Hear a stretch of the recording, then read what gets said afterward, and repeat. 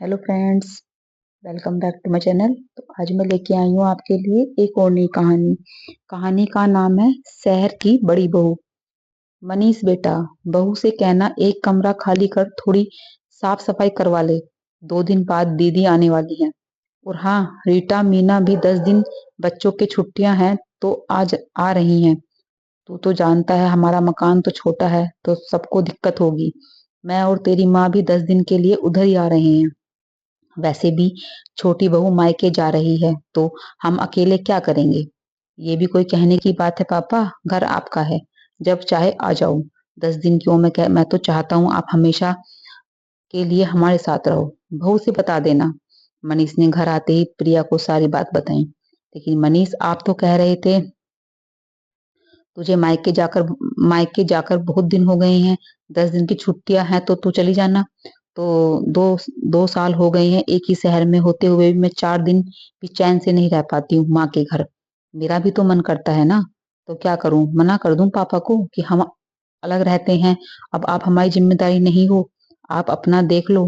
अरे उनका मकान छोटा है और सपना भी मायके जा रही है तो ये अच्छा है मनीष। हर छुट्टियों में देवरानी जी पीहर चली जाती हैं।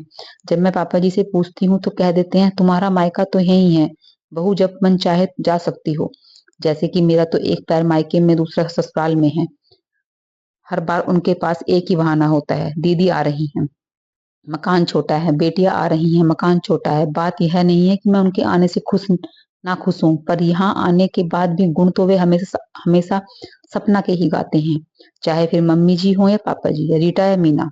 देखो प्रिया, अब खुशी खुशी करो या दुखी होकर, करना तो तुम्हें ही है। 2 दिन बाद सब आ गए, बुआ जी, रीटा, मीना, उनके बच्चे, मम्मी जी, पापा जी और देवर जी। अब तो प्रिया को एक पल की भी फुर्सत नहीं थी। एक कमरे में बैठे बातें करते, हंसी मजाक करते, पर प्रिया का तो दिन सबकी फरमाइश पूरी करने में ही चला जाता। कभी बच्चे कहते मम्मी मामी जी जूस बना दो, तो कभी पास्ता नूडल्स। बच्चे तो बच्चे, बड़ों की भी फरमाइश पूरी नहीं होती। कभी चाय पकौड़ों की फरमाइश, तो कभी कुछ मीठा खाने की और कभी चटपटा। प्रिया को कुकिंग का बहुत शौक था तो वह कभी मना भी नहीं करती थी। हंसते हंसते दिन भर सबकी फरमाइश पूरी करती। एक दिन की बात है, सब हॉल में बैठकर बातें कर रहे थे। बुआ जी आई हुई थी और रविवार का दिन था तो पूरे दिन लोगों का आना जाना लगा रहता था। बातों बातों में बेटा बहू की बात छिड़ी। सब अपने अपने बेटा बहू की तारीफ कर रहे थे। तो रमेश जी भी तपाक से बोले, हम तो अपने छोटे बेटे बहू के साथ रहते हैं, सेवा तो वे करते हैं। यहाँ तो ठीक है, हम कुछ दिन के लिए मेहमान हैं। बुआ जी को ये बात कुछ हजम नहीं हुई। वे वहां आई तब से देख रही थी कि प्रिया अकेली सारा काम किस तरह सबको खुश करने में लगी रहती है। उसके चेहरे पर कभी शिकायत के भाव तक नहीं होते। उन्होंने कहा, रमेश, रहते तुम भले अपने छोटी बेटे बहू के साथ हो, पर मेहमानों की आवभगत व्यवहार संभालना ये तो सब बड़ी बहू ही करती है। आज 10 साल हो गए मनीष की शादी को। 8 साल से तुम्हारे साथ था और 2 साल से जुदा है, पर हर बात जब मैं आती हूँ, रीटा मीना आती हैं, सेवा तो बड़ी बहू ही करती है।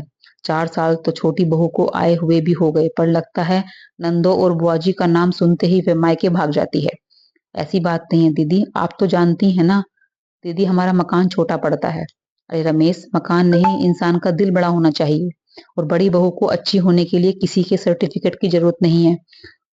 उसका दिल इतना साफ है, ये तो उसके चेहरे पर झलकता है।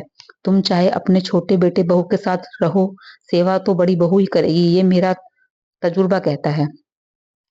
आज बुआ जी के मुख से अपने लिए तारीफ सुन प्रिया को अपने सेवा का मेवा मिल गया था।